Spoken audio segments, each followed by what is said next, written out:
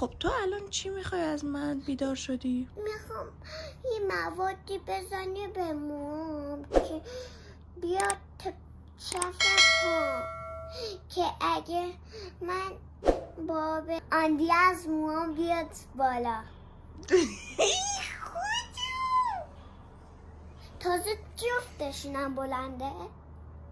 آره مو خودش بلند میشه. نخرن یه موادی میزنی اسمش راپونزل موه. راپونزل اسمش چیه؟ راپونزل مو. میزنی راپونزل مو این شکلی صاف، بعد چی؟ که اون مواده رو میزنی شب میخوابی، صبح که پا میشی میبینی، نمیدونی تا کجا بیاد. اینجا اومده. تو اینو از کجا شنیدی؟ نمیدونستی اینا. میخوام بزنمت.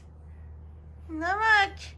تازه موشم بعدش که دوباره میخوابیم صبح بلند میشیم میبینیم